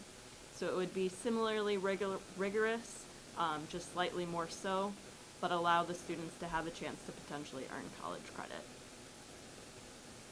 So, description, AP Physics 1 is an algebra-based physics course equivalent to a first semester college course in physics. Students enrolled in this course will learn kinematics, dynamics, circular motion and gravitation, energy, momentum, simple harmonic motion, torque, and rotational motion. AP Physics 1 course will include student-conducted lab investigations that provide an experience comparable to introductory college-level physics laboratories. This college is intended for self-motivated students with strong mathematical skills who are interested in a variety of physics topics. So that sounds like a whole lot, but that is coming from the College Board, just with minor tweaks to their wording, but that is coming from the College Board who administers AP Physics. So it would be for grades 10 through 12 with current enrollment or successful completion of Algebra 2. It is recommended for students who have strong math skills. And that, who it's recommended for, is the same as who Honors Physics is currently recommended for. So required materials, most curricular materials are already made due to this being a replacement for Honors Physics, and the rest of it would come from the AP Physics Summer Institute, which I'll bring up in a moment. The textbook, the College Board has approved an OpenStax textbook, which means that there's no cost for the textbook at all. And then the other required materials, AP Physics College Board Classroom, which is provided once a course audit has been completed, and there's no additional cost to that. So the costs for this are minimal. There's no additional FTE because it is a direct replacement. So I, being the Honors Physics teacher, would still be the AP Physics teacher, so there's no additional FTE. The one cost would be AP Summer Institute, which is a $775 cost. There's no cost for the textbook, and then the student fee would remain the same at $15, which the student fee pays for lab consumables, so that would stay the same. So any questions for me? Just a really dumb question. So we still have an honors physics class, or this is gonna replace it entirely? So It that would anyone wanted to replace take it- advanced physics would have to take the AP? Yeah, so it would replace it entirely, but it would keep the on-level physics that we offer. So students would be able to self-select between taking an on-level physics class and an AP physics class. Okay, awesome. Really trying to broaden our opportunities for our students' options and what they can do, because as Ms. Weatherholt explained, even if the students opt not to take the AP test associated with this, it also keeps them in line to take any placement test at the college level. That's great. And I just have to say, Ms. Weatherholt, you're a gem in our district. So, We agree. yeah, one of the best science teachers, and by proxy, math teachers, and you're my son's favorite teacher, so I think that you'll do an excellent job with this course. So I think it's a really good move for us, if everybody else agrees. Any other questions? Consensus to bring this back for action? Yes. Thank you. Thank you. Next is the DCTA Letter of Agreement, High School Overload Drivers Education. Teacher Salas. Yes, and I have Sarah here as well. So yes, we've worked with DCTA in developing a letter of agreement to support our needs with the driver's ed. Because of COVID and because of Availability of seats in the classroom that's limited when it comes to driver's ed, both classroom and behind the wheel. There's been a backlog of getting students through that course.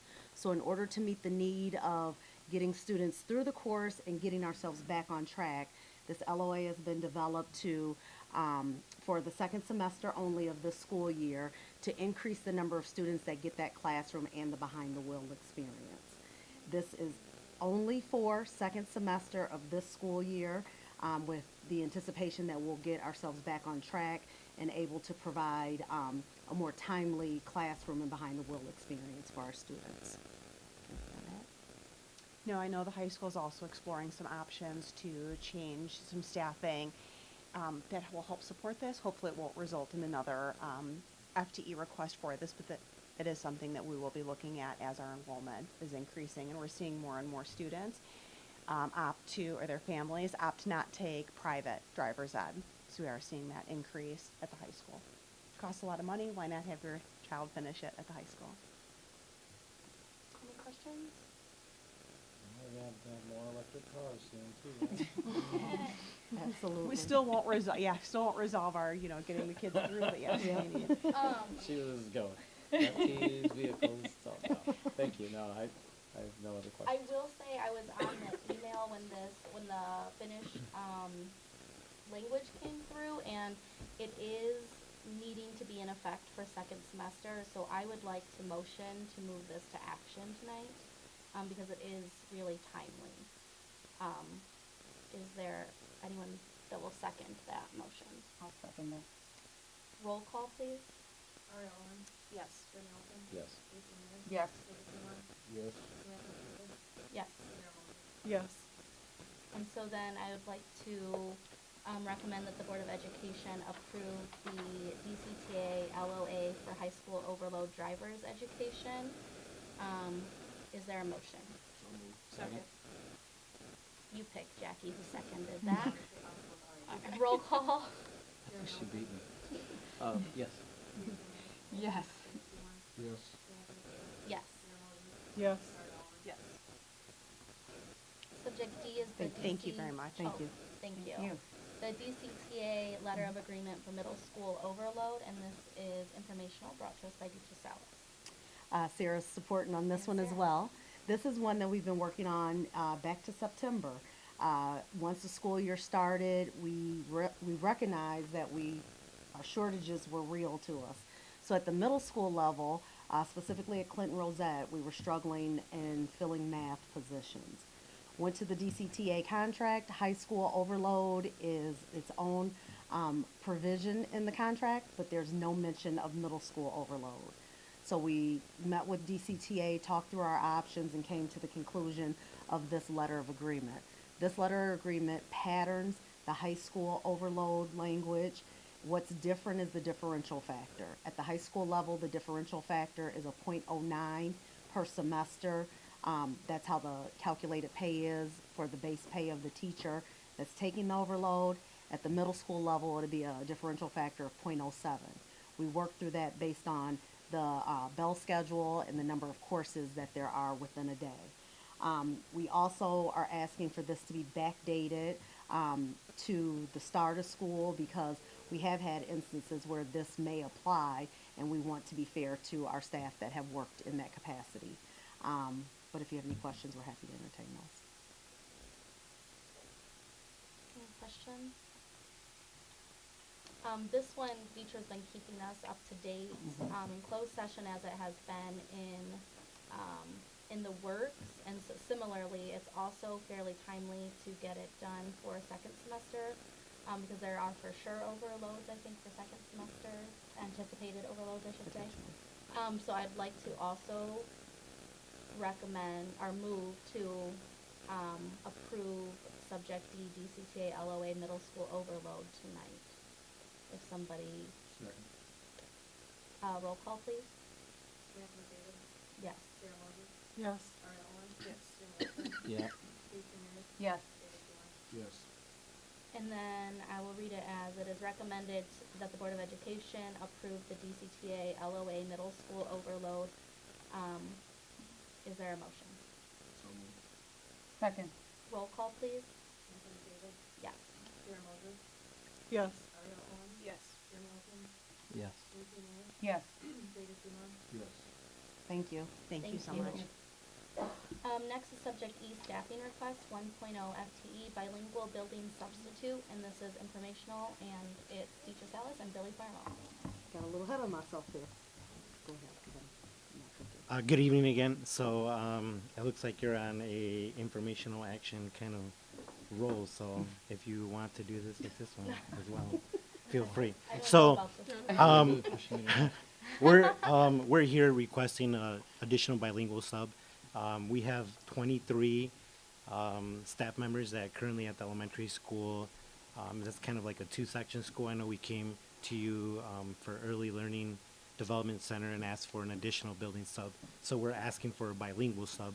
What happens right now is because we have a shortage of a bilingual sub, oftentimes we have to have our bilingual teachers subplan in English when they should be subplanning in Spanish so that our students are receiving the Spanish language that they're supposed, instruction that they're supposed to be receiving. So we are asking for, right now we pulled our bilingual reading specialist, our bilingual reading teacher. We've been pulling a lot of staff to cover this. We've gotten to our limit of occurrences at some of our schools. So we want to be able to provide our students what they need. Any questions? Consensus to bring this back for action? Yes. Sorry, Okay. Billy, good Yeah, try. no, Thank you. Next is subject F, Ed Center renovation project contingency budget, and this is on for information action with Tammy Parson. I'm sure there's a good reason for that. Yes, as you can expect, the project has been underway since November 1st, and one thing that has changed, which is different than many of our other projects, is there was a significant delay in when we started this project just because of a choice of the district. You originally approved this project back in November of 21 with plans to start it in March, but for various reasons with scheduling, we opted to delay it. With that delay, there were actually design changes that were made based on the needs of the district and additional staffing levels and various other things. And I believe this may be my only project that I have come forth to the board asking for an increase in contingency money. The time you approved a 10%, which is our standard contingency, at $161,440. To date, we have already approved $56,800 in contingency and changes to the project for reasons such as changes to doors and walls, additional electric, and some unforeseen project changes that we had to do because once you get into the ceilings and the walls, you find things that you did not realize were there that needed to be dealt with properly. And we have another 145,000 pending and change orders already with this project, bringing the total to $202,000. So originally, instead of just coming forth and asking for those change orders, I would expect we'll still see some, hopefully not sizable. These should be our most sizable ones, but there could be some additional smaller change orders that could be coming through between now and the end of the project in March. So I am asking for an increase to the 20% level, and the funding is available through the ESSER 3 funds, which this project is funded through. And should that not be available, that could be funded through operations and maintenance, but we don't foresee that there's any issue in funding it through the ESSER 3.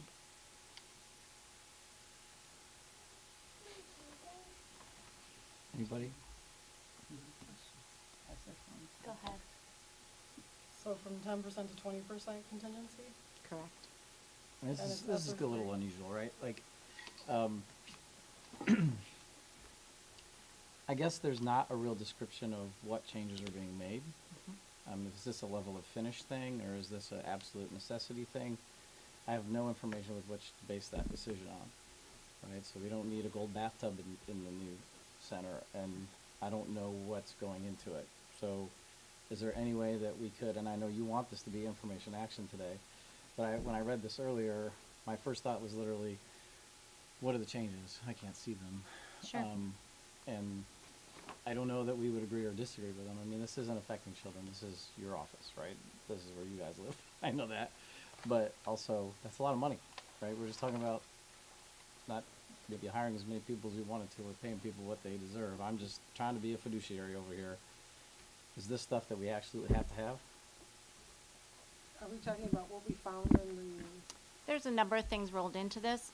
We have made significant changes to splitting off some offices to be 2 offices instead of 1. So we're adding walls and doors and the electrical and data drops that would be necessary to split some of those off to have adequate spacing for the staff that will be seated in that building when we reopen.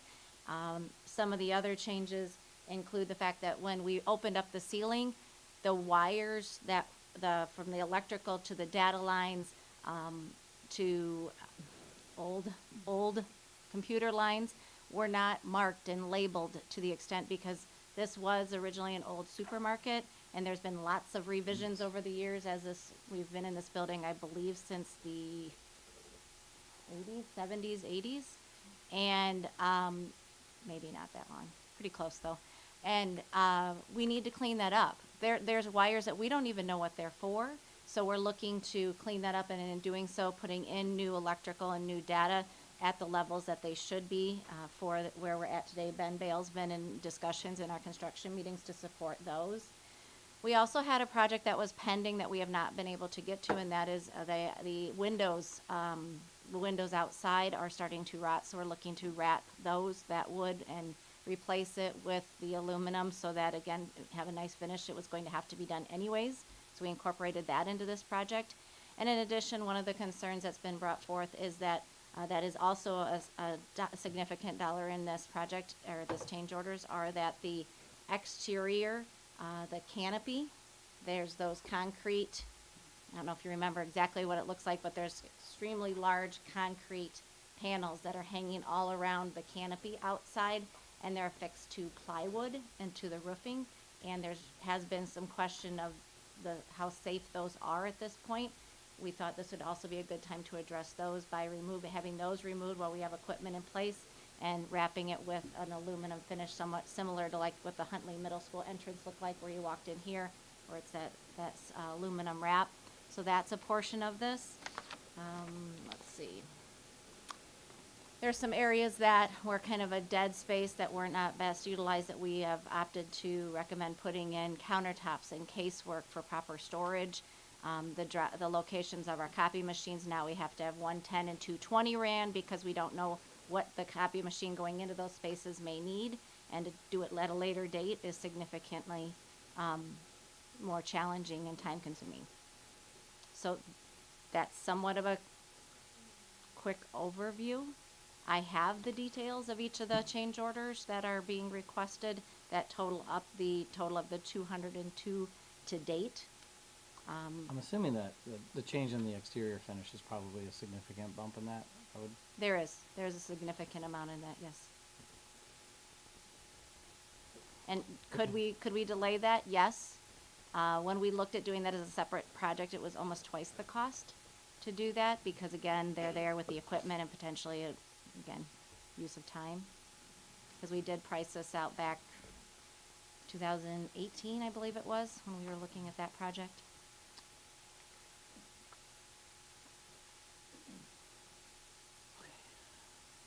Please understand, I would hope I don't need to go to that 20% level.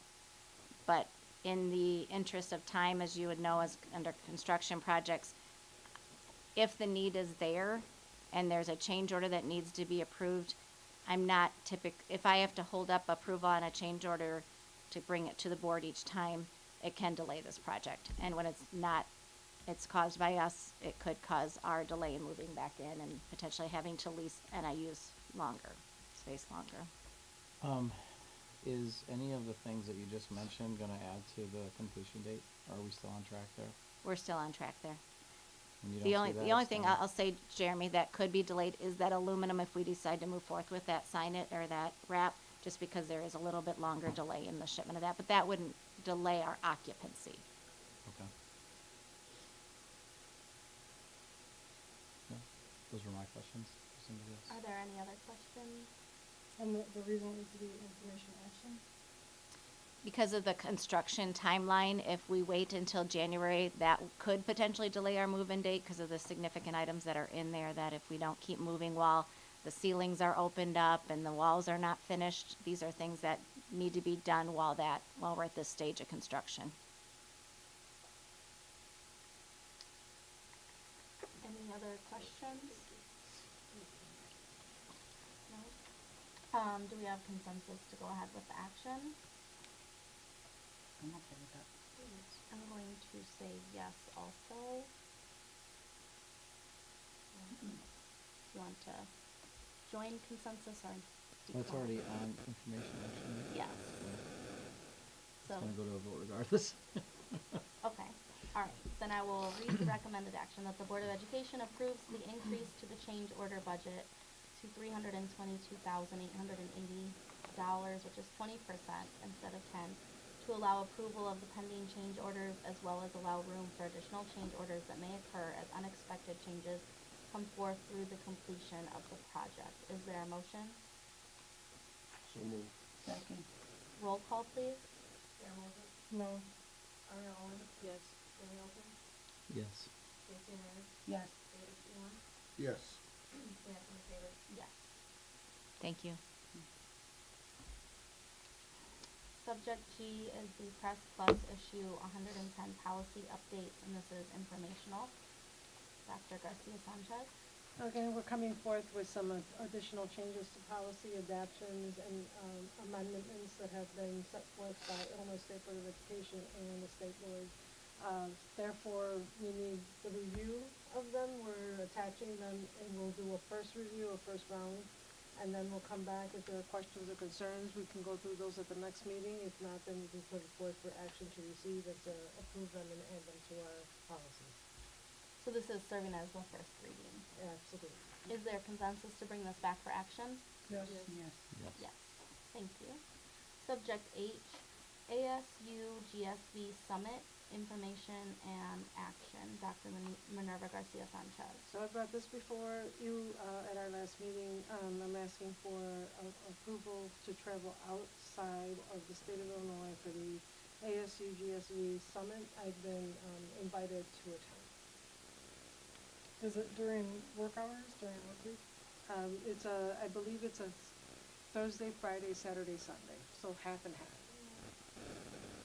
So the April 17th to the 19th? I believe so.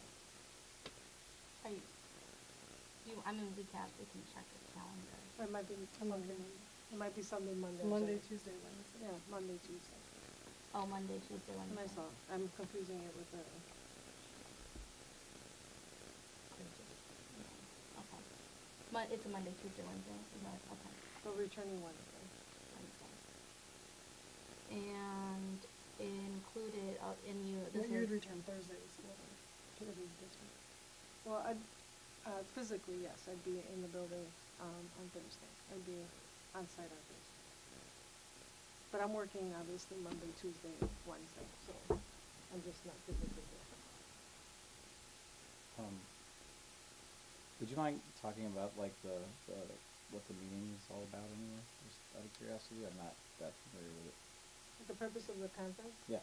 Okay, so the purpose of the conference is opportunities to meet with corporations, non-for-profits, and educational institutions, not just, it would be K through 20. So it's kind of like a thinking heads on new creative ways to be able to bring new strategies to the district, making and developing partnerships. So it's a small group of individuals that get invited to it. I've been, the conference fee has been waived for me so that I can attend. Are you presenting? No, this is a gathering information for me, something we can bring back. This is the first time I would not be presenting. Have you This is attended learning. this conference before? This is my first time.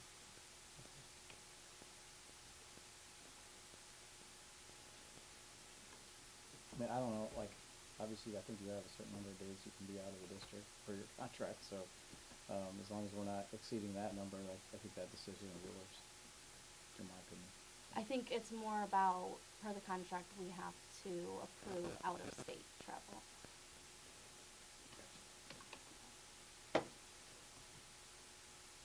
Are there any other questions? Congratulations on being selected. It is recommended that the Board of Education approve the travel for Dr. Garcia Sanchez to attend the ASU GSD Summit. Is there a motion? So moved. Second. Roll call, please. Sorry, Alman. Yes. Jerry Nelson. Sure, yes. Casey O'Meara. Yes. David Seymour. Yes. Samantha McKinnon. Yes. Sarah Moses. No. Thank you. Subject I is going to be just information tonight, but it is the suggested or recommended by HumanX, the overall and specific growth metrics that will be, if we approve at the next meeting, amended to the superintendent's goals, which is an amendment to the contract. We had agreed as a board, we approved the goals with the caveat that once we got the InsightX survey data from HumanX, that we would rely on them to give an expert recommendation on where we could see, or where Dr. Garcia Sanchez could work on growth. And so they've provided 4 areas within that, and we do the InsightX survey again in the spring, and so that will be where we see if she has met that growth or not. I'm sure she will. And so we will, that'll be a part of her goals that will be included in the evaluation. And it has already been sent to the Yes, the attorney that helps us with our contracts has looked at it and is fine with the language presented. So, is there consensus? Oh, go ahead. Do you want to read the Sure, I because can we read don't have them. it up for anybody The to see. overall and specific growth so I will say if you weren't here at the last meeting where he presented kind of in depth what they were, this might not make as much sense, but feel free to look at that presentation. So number 1 is to increase the district dream box by 5% from 50.13% to 55.13%, and that is kind of like the overall topmost indicator. Could you describe what the district dream box is? I can try to describe what the district dream box is. It's a 3x3. It looks so it's like satisfaction on the, what is that? The y-axis? Is that the y-axis? We want to increase our satisfaction and our engagement. I was gonna say. Yes, satisfaction, engagement, and so the top corner, the 50.13% is like the highest of both engagement and satisfaction, and then the 3 around that, that form that square, that's a good indicator of, so that I think it was over 80% of satisfaction and engagement in a good level, if you will. And then the outside edges, they're light gray, and this is an attachment in our agenda. Those kind of show where we need are the opportunities for growth. And so we're going to increase that overall square by 5%. And those areas have been identified as relationships, talent, and career development. So, in number 2, we're going to increase 3 more dimensions, which there are a total of 15, thank you. 15 dimensions. We're going to increase 3 more of them to a level of strength, which is above a 4.0. We currently have 3 that are above a 4.0. Number 3 is to increase 3 targeted dimensions at the district level by at least 0.1, which when Mr. Black explained, 0.1 sounds insignificant, but statistically is significant. So we will increase those at overall mean level, and those 3 that will be most impactful and relevant at the baseline stage will be relationships, talent and fit, and career development. And there's a little graphic to help you understand what those are. Those are 3 of the dimensions, though. And when you talk about a 4, just the numbers, just so people are clear, that anything below a 3 is really problematic. Yes, under a 3 is like unsatisfactory. Yeah. So right now, those ones are at a 3.77, 3.72, and 3.7. And then number 4 will be to increase 3 targeted dimensions at the administrator level, which would be Dr. Garcia Sanchez's direct report. At least the target growth level. That 3 are the 3 that will be most impactful and relevant at that baseline stage will be relationships, talent and fit, and communication. And so we will, is there consensus to bring this back and add it to the superintendent goals? Yes. Yes. Yes. Yes. Okay. Thank you. That will be on for action at our next meeting. Number 9, superintendent update. Good Subject evening. A. Thank you. Good Thanks, evening, Sam. everyone. I'll start off with that actually. So, coming back in January, I tend to do at the beginning of every month my memo. So you'll see that I will probably update my memo to include these additions so that you can see what I'm going to be working on, and then that way you understand where that's coming from. So you'll get a little bit better picture from my purview for you, so you can follow along. The other thing I wanted to share is that Dr. Courtney Orzel on December 1st was here with our assistant principals and our deans and some of our cabinet, and she held a removing bias and SEL type of a training with them, where they connected with their why and then centered that as they move forward in their work. We got a lot of great feedback from everyone at that professional development. And so Dr. Orzel is the executive director of IASA, which is the Illinois Association for Superintendents and Administrators. And we tend to use, we'd like to continue to use her services to help build our staff in the self-efficacy. So that work seems to be doing what it's supposed to, and we'll have her come back at another time. And this time we expect her to, or we'd like to have her work with our teachers, so that everybody has an opportunity to hear her and work with her. And this afternoon and then on Friday, both the teaching and learning directors are meeting with the principals and the leadership at both the elementary and the secondary schools. I had an opportunity to meet with them to check in on some things that we're working on, so we got some feedback. So we'll use this opportunity to continue to do that, and then on Friday, the secondary opportunity will occur so that we can get some feedback on some of the things that we're working on district-wide, and to get them to hear from them. I wanted to share, I don't know if anybody's had a chance to take a look at our updated website. We continue to work on that. We see that some of the things, I think people have been a little surprised on what that looks like. So there's more engagement, there's more students on there, there's a clear path to be able to get to information that you're looking for.